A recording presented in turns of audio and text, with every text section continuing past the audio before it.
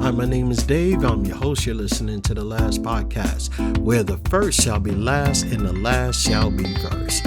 If this is your first time listening, welcome. I'm happy you found me. And if you're returning, welcome back. I really appreciate you listening. And I hope you continue to find tips, ideas, and value from listening to this podcast. Today, I just want to give you a quick reminder about mindset. And I'm going to tell you this story pretty much. It's about Jessica. You know, she hit a point in her life every day and felt like she was losing before her day even began. It wasn't that her life was falling apart on paper. She had a job, she had a place to live, people cared about her, but inside her mind kept narrating everything like a courtroom verdict.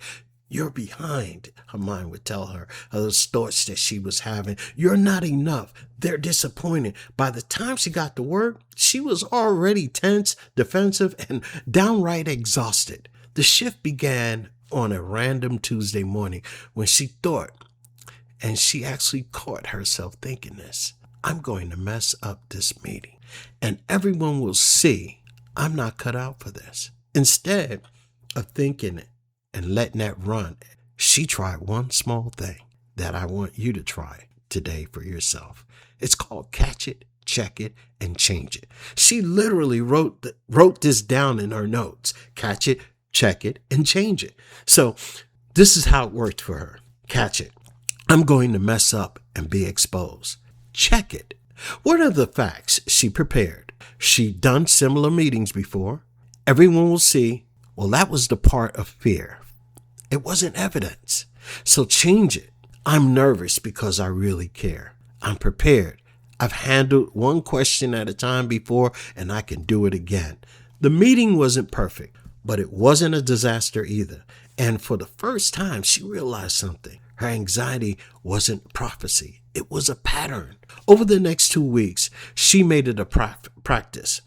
When her brain went all out or nothing, I missed a workout, so I'm failing. She reframed it. I missed a day. I'm still the kind of person who shows up and shows out. That's what she wrote. And when she started thinking and reading, they haven't texted me back. They must be mad at me. She paused. I don't have enough data to assume the worst.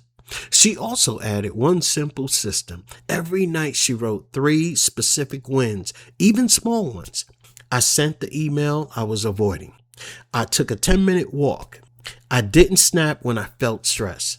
That gratitude habit didn't erase her problems, but it retrained her attention so the good didn't get discounted. You could do that in your daily day as well.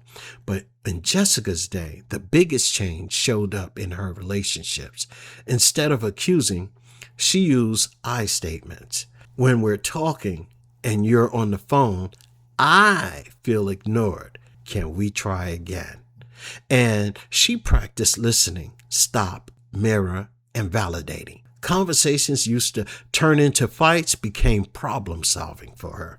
Nothing about her life magically became easy, but Jessica stopped living under the dictatorship of her worst thoughts. She learned to lead her mind one moment at a time, and that leadership slowly turned into confidence, peace, and momentum. So that's the end of Jessica's story, but I want you to know something.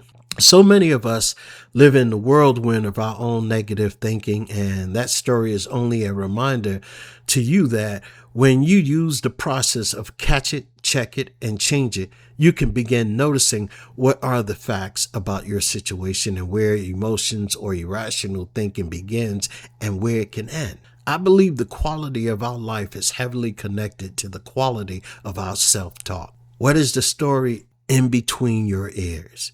Do you have the same old movie playing?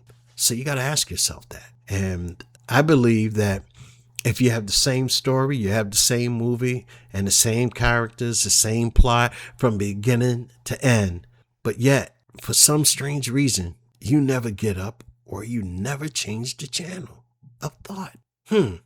It's time to change that channel and change the narrative of your own story. As a person thinks, so are they. And the biblical verse says, a man thinketh, so is he. So we can always change the thought patterns in our mind. But it starts with the thought.